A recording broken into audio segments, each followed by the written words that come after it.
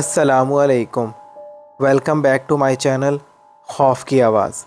अगर आप मेरे चैनल पर नए हैं तो मेरे चैनल को सब्सक्राइब कर दें और बेल का बटन दबा दें ताकि आने वाली हर नई वीडियो आप तक पहुंच सके। तो चलिए, आज की इस वीडियो में मैं लेकर आ गया हूं आप लोगों के लिए एक और ख़ौफनाक कहानी जो हमें भेजी है अहमद साहब ने, जिनका ताल्लुक़ कराची से है। तो चलिए सुनते हैं उन्हीं की ज़बानी। वो कहते हैं कि मेरा नाम अहमद है, मैं कराची के इलाके कोरंगी में रहता हूँ। हम 3 भाई हैं और मैं तीनों भाइयों में सबसे छोटा हूँ। मेरी उम्र 21 साल है। हमारे घर के साथ ही हमारी खाला का घर है, जिनकी एक ही बेटी है जिसका नाम सना है। सना हम तीनों भाइयों से बहुत अटैच है। वो बिल्कुल हमारी बहनों की तरह है। हम सब में आपस में बहुत मोहब्बत है। मेरी कज़न की एक बेस्ट फ्रेंड थी जो बचपन से उसके साथ थी। उन्होंने एक साथ ही स्कूल पढ़ा, स्कूल ख़त्म किया और अब वो एक साथ ही एक ही कॉलेज में पढ़ रही हैं।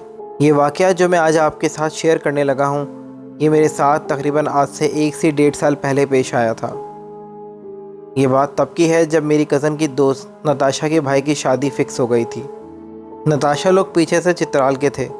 जब उनके भाई की शादी फ़िक्स हुई तो उन्होंने फ़ैसला किया कि हम शादी चित्राल में ही करेंगे। नताशा ने मेरी कज़न को बोला कि तुम्हें हर हाल में मेरे साथ चलना है, मैं तुम्हें लिए बिना नहीं जाऊंगी। तो उस पर मेरी कज़न भी तैयार हो गई और ख़ुश हो गई। जब उसने मेरी खाला से पूछा तो खाला ने साफ साफ इनकार कर दिया। उन्होंने कहा कि मैं अपनी बेटी को इतना दूर गैर लोगों के साथ बिल्कुल भी नहीं भेजूंगी। तुम बिल्कुल भी इस बात की ज़िद मत करो, बस तुम नहीं जा रही हो। मेरी कज़न ने बहुत कोशिश की मगर मेरी खाला नहीं मान रही थी।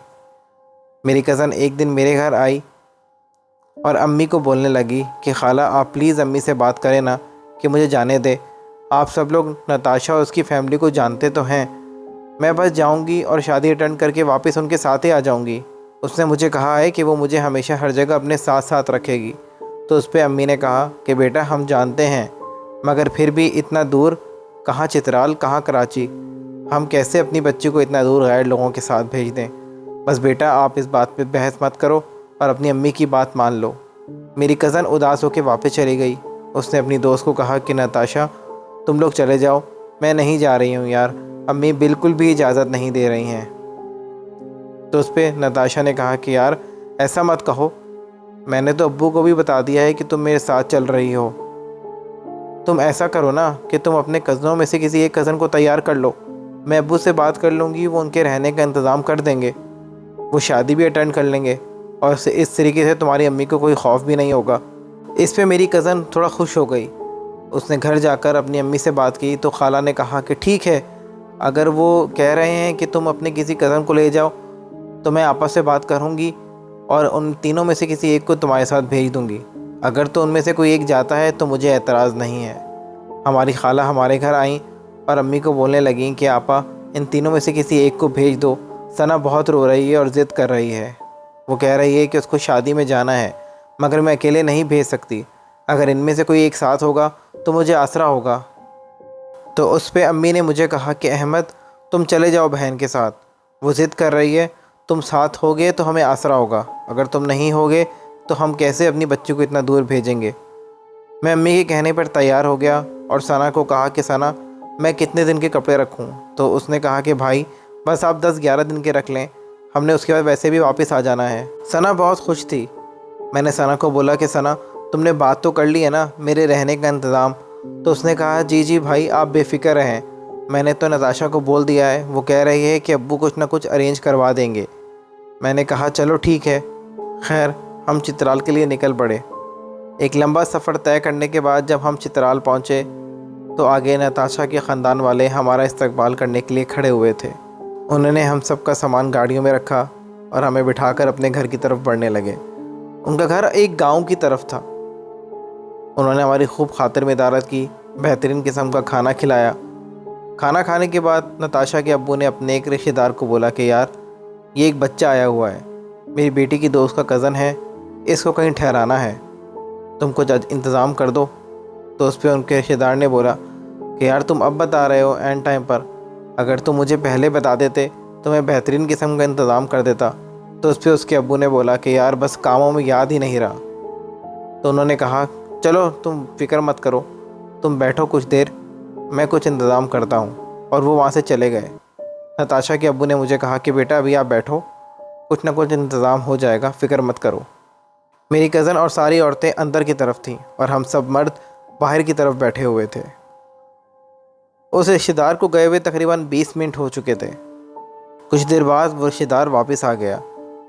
उसने नताशा के अब्बू को कहा कि यार अभी फ़िलहाल तो इतनी रात में कोई इंतज़ाम नहीं हो रहा है, फिर ऐसा करते हैं कि वो जो इब्रार साहब का खाली मकान है वहाँ इस बच्चे को ठहरा देते हैं। वो लोग तो वैसे भी काफ़ी टाइम से गांव नहीं आए हैं, चाबी मुझे दे गए थे कि देखभाल कर लूँ, मैं अक्सर जाके वहाँ सफाई वगैरह कर देता हूँ। नताशा के अब्बू ने बोला कि चलो ठीक है, फिर तुम इसको ले जाओ ताकि ये बच्चा भी थका हुआ है, आराम करेगा। मैं उन अंकल के साथ उस घर की तरफ गया। उन्होंने घर खोला तो सामने लाइन से 4 कमरे थे। उन्होंने कहा कि बेटा ये नीचे भी 4 कमरे हैं और ऊपर छत की तरफ भी 2 कमरे हैं, आप जहाँ इजी महसूस करो वहाँ जाके सो जाना, मसला नहीं है, ठीक है, सुबह मैं आपको लेने के लिए आ जाऊँगा। मैंने कहा अंकल पूरे घर में मैं अकेला? तो उन्होंने कहा कि बेटा घबराने की बात नहीं है, आप डरो मत, मैं सुबह होते ही आपको लेने के लिए आ जाऊँगा। आप ऐसा करो कि फ़्रेश हो जाओ, मैं आपके लिए ब्लैंकेट वगैरह कुछ लेकर आता हूँ। उनके जाने के बाद मैं ऊपर वाले रूम में चला गया क्योंकि नीचे बहुत गर्मी महसूस हो रही थी। मैंने ऊपर वाला गेट खोला तो उस कमरे में सामने एक बेड पड़ा हुआ था, साइड में ही एक टेबल था और कुछ पुराना सामान था। मेरे ख़्याल से जो यहाँ पर रहते थे वो उन्हीं का होगा। थोड़ी देर बाद वो अंकल आए और उनके हाथ में एक ब्लैंकेट था। मुझे ब्लैंकेट देकर बोले कि बेटा इंशाल्लाह सुबह मुलाकात होती है। उनके जाने के बाद मैंने मुँह हाथ धोया और सोने के लिए लेट गया। ज़ाहिर है मैं बहुत थका हुआ था, इतना लंबा सफ़र करने के बाद बहुत नींद आ रही थी। मैं जैसे ही बिस्तर पर लेटा उसी वक़्त सो गया। मुझे सोए हुए तकरीबन 1.5-2 घंटे गुजरे होंगे कि घर का मेन गेट ज़ोर ज़ोर से बजना शुरू हो गया। मैं अचानक से उठ गया। रात के तकरीबन 11 बज रहे थे। मैंने नीचे जाकर देखा तो मेन गेट पर कोई भी नहीं था। मैंने आगे पीछे झांका कि शायद कहीं अंकल तो नहीं आए, मगर वहाँ किसी आदमी का नामो निशान नहीं था। मैंने गेट बंद किया और वापस ऊपर आके अपने रूम में लेट गया। थोड़ी देर बाद मुझे ऐसा महसूस हुआ कि नीचे की तरफ से सीढ़ियों से होते हुए कोई ऊपर आ रहा है। मैं एकदम से चौंक कर उठ गया कि यहाँ तो मैं अकेला हूँ, तो ये ऊपर आने की आहट किसकी है। मैंने फ़ौरन उठ के अपने कमरे का गेट बंद कर लिया। उन कदमों की आवाज़ काफ़ी तेज़ थी। मेरा दिल ज़ोर ज़ोर से धड़क रहा था कि अचानक इस घर में कौन आ गया है। दरवाज़े के अंदर जो चाबी वाली जगह होती है, मैंने वहाँ से बाहर झांकना शुरू किया, मगर बाहर कोई नहीं था। थोड़ी देर बाद वो कदमों की आवाज़ बंद हो गई। मुझे डर लगना शुरू हो गया था कि जो ऊपर आ रहा था वो ऊपर भी नहीं आया और गेट भी लॉक था। आखिर ये हो क्या रहा है। मैं काफ़ी देर गेट के पास ही बैठा रहा। मैंने गेट को अंदर से कुंडी लगा ली थी। काफ़ी देर बैठने के बाद मुझे फिर से एक नींद का झोंका आया और मैं आके बेड पर लेट गया। मेरे जहन में अजीबो-गरीब किस्म के सवाल चल रहे थे। मुझे नींद आ रही थी मगर मैं सोना नहीं चाह रहा था कि अचानक पता नहीं कहाँ से मुझे नींद का एक झोंका आया और मेरी आंख लग गई। अभी आंख लगी ही थी कि मुझे महसूस हुआ कि मेरे बेड के नीचे कोई धक धक करके, यानी कि कोई हाथ मार रहा है मेरे बेड के नीचे से। मैं घबरा कर उठ गया। मैंने बोला कौन है, मगर आगे से कोई आवाज़ नहीं आई। मैंने फिर से पूछा कौन है, तो मेरे कमरे में मौजूद बाथरूम के अंदर से सेम मेरी तरह की आवाज़ आई बाहर। मैंने पूछा कौन है, तो अंदर से भी एक अजीब व गरीब किस्म की मखलूक की आवाज़ आई, कौन है। वो आवाज़ सुन के मैं बहुत ज़्यादा डर गया था। मैं इतना ज़्यादा खौफज़दा था कि मैं आपको बता नहीं सकता। मैंने फ़ौरन अपनी कज़न को कॉल मिलाई, मगर मेरी कज़न कॉल नहीं उठा रही थी। पता नहीं उसका फ़ोन कहाँ था, उसके पास भी था कि नहीं। नताशा का नंबर मेरे पास था नहीं। मेरी हिम्मत भी नहीं थी कि बाहर जाऊं, और बाथरूम के अंदर से ऐसी खौफनाक आवाज़ सुनकर मेरी जान निकल रही थी। रात के तकरीबन 12:30 हो रहे थे। अभी मैं खौफ की हालत में बैठा हुआ ही था कि मेरे कमरे की छत की ऊपरी तरफ से ऐसा महसूस हुआ कि जैसे कोई ज़ोर ज़ोर से अपना पैर मार रहा है। मैं ये आवाज़ें सुनकर बहुत डर गया था। मेरी हिम्मत नहीं थी कि मैं बाहर जाऊं, और मेरी हिम्मत ये भी नहीं थी कि मैं बाथरूम खोल के चेक करूं। मुझे लग रहा था कि ये मेरी आज आखिरी रात है। मैं बहुत ज़्यादा खौफज़दा था। मुझे जितनी सूरतें आती थीं मैंने अपने दिल ही दिल में उनका विर्द करना शुरू कर दिया था। कि अचानक मेरे रूम का गेट ज़ोर ज़ोर से बजना शुरू हो गया। मैंने कहा, कौन है? तो मुझे उन्हीं अंकल की आवाज़ आई जो मुझे कुछ देर पहले छोड़ कर गए थे। उन्होंने बोला कि बेटा खोलो, मैं हूँ। मुझे उनकी आवाज़ सुनकर बहुत इत्मीनान हुआ। मैं गेट खोलने ही लगा था, मगर मुझे ख्याल आया कि मैंने तो मेन गेट अंदर से लॉक किया है, तो ये अंकल कहाँ से आए? मैंने वहीं चाबी वाली जगह से बाहर देखा तो बाहर कोई नहीं खड़ा हुआ था, मगर उन अंकल की आवाज़ साफ साफ आ रही थी कि बेटा गेट खोलो, बेटा गेट खोलो, मैं हूँ। मैं बहुत ज़्यादा डर गया था। मैं इतना डर गया था कि मैं उधर ही रोना शुरू हो गया। मैं बिल्कुल बेबस हो गया था। मेरा गेट मुसलसल बज रहा था और अंकल की आवाज़ मुसलसल आ रही थी कि गेट खोलो, गेट खोलो, मगर बाहर मुझे कोई नज़र नहीं आ रहा था। मैं आपको बता नहीं सकता हूँ कि उस वक़्त मेरी कंडीशन कैसी थी। मुझे लग रहा था कि आज मेरी मौत पक्की है।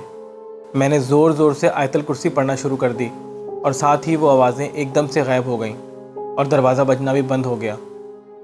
मैं बहुत ज़्यादा डरा हुआ था। मेरा पूरा जिस्म डर के वजह से कांप रहा था। मैं बस अल्लाह पाक से दुआ कर रहा था कि ये वक्त जल्दी से गुजरे और सुबह हो जाए। मैं वहीं मेन गेट के पास बैठा रहा। मेरी इतनी भी हिम्मत नहीं थी कि मैं बेड पे जाके लेट सकता। एक तो वैसे ही मुझे वॉशरूम से खौफ आ रहा था और बाहर जो ये सब कुछ हो रहा था उससे मेरी जान मुंह को आ गई थी। अभी चंद लम्हे सुकून के गुजरे ही थे कि मुझे अपने कमरे में मौजूद बाथरूम के अंदर से किसी की गुर्राने की आवाज़ें आना शुरू हो गईं।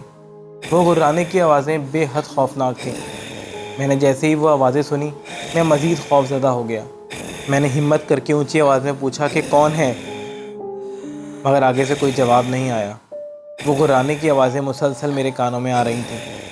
मैंने दोबारा पूछा कि कौन है, तो अंदर से इतनी भयानक खौफनाक किस्म की चीख सुनाई दी कि मैं खौफज़दा होकर अपना रूम खोलकर बाहर की तरफ भाग गया।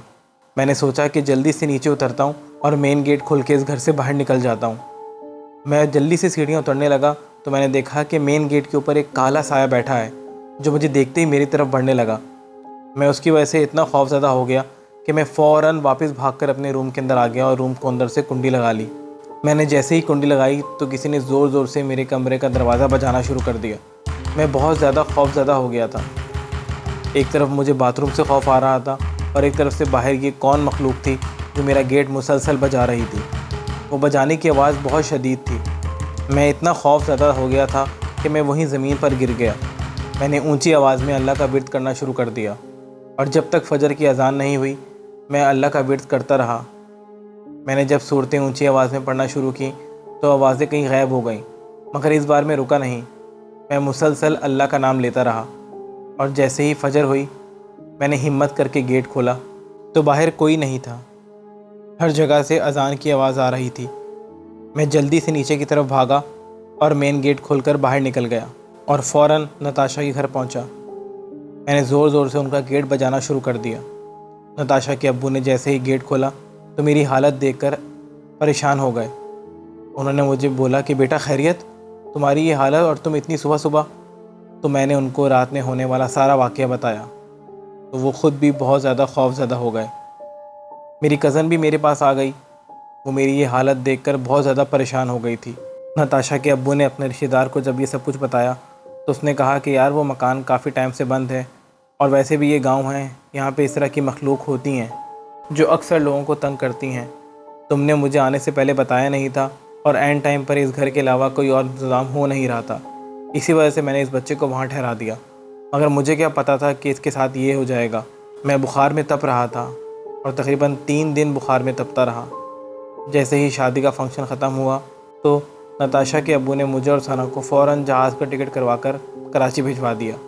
कराची वापस आकर मैंने अम्मी को इस बारे में कुछ भी नहीं बताया, वरना मेरी वजह से सना को बहुत डांट पड़नी थी। सना बहुत शर्मिंदा थी, मगर मैंने उसको कहा कि इसमें तुम्हारा कोई कसूर नहीं है। सना ने मेरा बहुत शुक्रिया अदा किया और उसके बाद मैंने और सना ने आज तक ये वाक़या किसी को नहीं बताया। तो अहमद साहब की स्टोरी सुनकर तो मुझे भी बहुत ज़्यादा खौफ आ गया था और उम्मीद है कि आपको भी बहुत खौफ आया होगा। जब मैं अहमद साहब की स्टोरी अपने कमरे में अकेला बैठा पढ़ रहा था तो मुझे अपने कमरे से भी एक अजीब सा खौफ आ रहा था। तो अगर आपके पास भी इस तरह का कोई वाक़या या इंसिडेंट है या स्टोरी है तो हमें शेयर करें, हम उसको अपनी वीडियो में शामिल करेंगे। तो मिलते हैं अगली वीडियो में एक नए किस्से, एक नई कहानी के साथ। तब तक के लिए दीजिए इजाज़त। अल्लाह हाफिज़।